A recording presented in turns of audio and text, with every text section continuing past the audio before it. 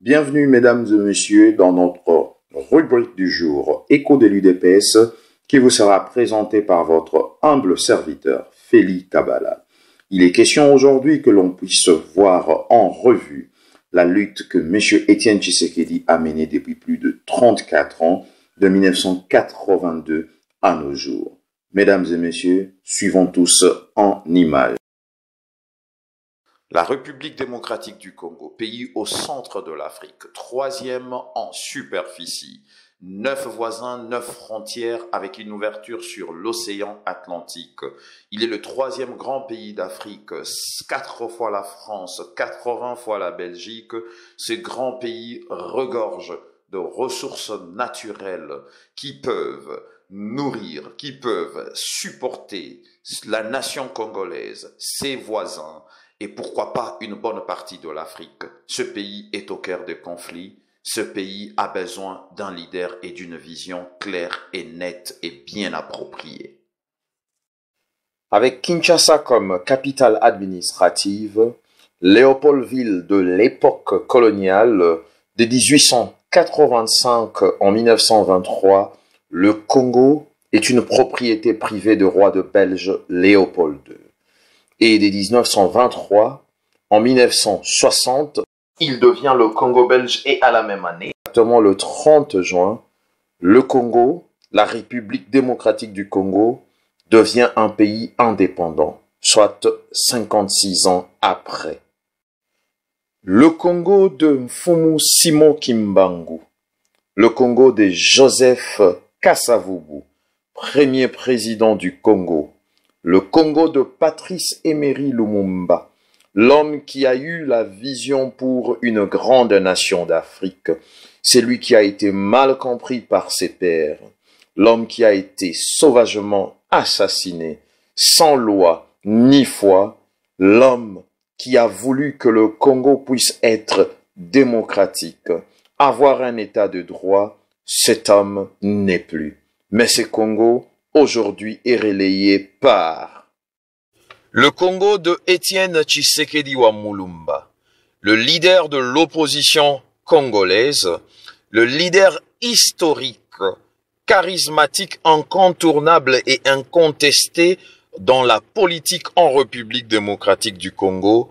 Étienne Tshisekedi est l'homme par qui le vent de la démocratie a soufflé en République démocratique du Congo, par sa lutte, par sa pression ainsi que ses pairs de l'UDPS. Étienne Tshisekedi Wamulumba est considéré aujourd'hui comme icône vivante de la politique congolaise, le symbole de la démocratie congolaise qui est aujourd'hui également considéré comme le père de la démocratie congolaise. L'homme ne s'est jamais compromis, tolérant, égal à lui-même, prêt pour la victoire. Voici le premier docteur en droit de la faculté de droit de Lovanium en 1961. Cet homme politique s'appelle Étienne Tshisekedi Wamulumba. Trop jeune, il s'engage dans la politique. Né le 14 décembre 1932, cet homme politique est parmi les commissaires généraux en 1960 qui gèrent la nation congolaise. Étienne Tshisekedi, premier docteur en droit, le premier docteur de l'université de Lovanium dans la faculté des droits, cet homme s'engage pour travailler pour sa nation auprès du dirigeant connu de tous qui a fait 32 ans au pouvoir, qui a mené le pays aux enfers, Joseph Désiré Mobutu, mais cet homme, étant un homme respectueux de principe, décida de lui tourner le dos. Et pour conséquence, les tribulations ont commencé. Comme cet article de presse de l'époque qui démontre Étienne Tshisekedi et certains de ses compagnons se retrouvant aux arrêts, sans jugement, sans loi, ni raison valable et fondement. Étienne Tshisekedi s'est plongé dans une lutte dans laquelle il a failli y laisser sa peau. Comme vous le voyez, les deux bourreaux de M. Mobutu, les agents des services secrets, après l'avoir torturé, chemise couverte de sang, Tshisekedi n'a jamais baissé les bras. Étienne Tshisekedi wa Mulumba a toujours été un rassembleur. Étienne Tshisekedi et ses pères fondateurs, ceux qui ont lutté ensemble avec lui, Étienne Tshisekedi a toujours été la personne qui allait au-delà même de sa formation politique pour consulter tout le monde.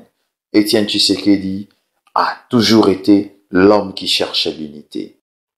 Permettez-moi, s'il vous plaît, de revenir sur les faits marquants de la lutte politique de ce grand homme en République démocratique du Congo, M.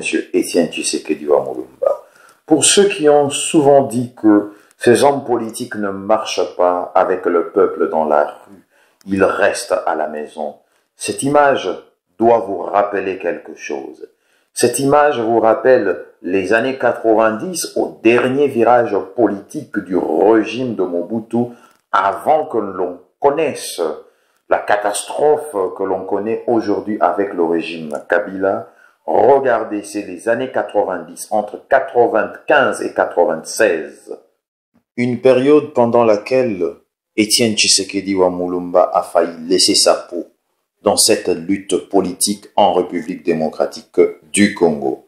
Mesdames et messieurs, nous devons tous apprendre que cet homme a sacrifié sa vie tout entière pour la cause noble du Congo. Pendant cette marche, qui était une marche militante dans laquelle Étienne Tshisekedi était accompagné par la population pour aller continuer travailler dans son bureau à la primature. Mais les choses à l'époque ont tourné au vinaigre. Et M. Étienne Tshisekedi wa Mulumba a failli être tué ces jours-là. Les images, je vais vous les démontrer et vous les expliquer proprement. Regardez déjà en ce moment, les militaires qui viennent autour de Étienne Tshisekedi, ce sont déjà des militaires infiltrés, des militaires qui ont une mission, qui se disent protéger à la fois et aussi faire de la confusion. Suivez et regardez les images prochaines. N'hésitez pas, mesdames et messieurs, de faire une pause sur l'image et l'effet que j'apporte à cette image, c'est pour bien illustrer et vous démontrer comment est-ce qu'un acte odieux a été stoppé par la personne en question, lui-même Étienne Tshisekedi.